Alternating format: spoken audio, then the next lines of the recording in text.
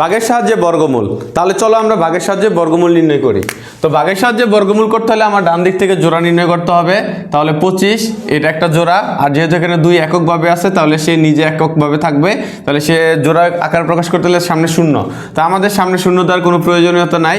তাহলে আমার সর্বপ্রথম যে কাজটা করতে হবে, এমন একটা সংখ্যা নিবা যার বর্গ 2 এর চাইতে ছোট বা তার সমান।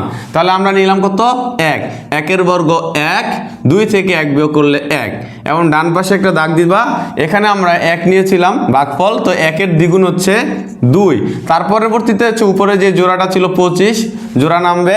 এখন আমাদেরকে এমন একটা সংখ্যা বসাতে হবে 2 এর সাথে, এবং ওই সংখ্যা দ্বারাই সম্পূর্ণ সংখ্যাকে গুণ করতে হবে। তাহলে আমরা 2 এর পাশে বসাবো 5, এবং 5 দিয়ে 5 কে গুণ, 5 5 25, এবং 5 দুগুণে 10, আর হাতে ছিল 2, তার মানে হচ্ছে 12। তাহলে আমরা দেখতে পাচ্ছি যদি আমরা 5 নিই সংখ্যাটি, তাহলে আমাদের সেক্ষেত্রে আসতেছে 125, এবং ভাগশেষ আসতেছে 0। তাহলে আমরা বলতে পারি 225 এর বর্গমূল 15।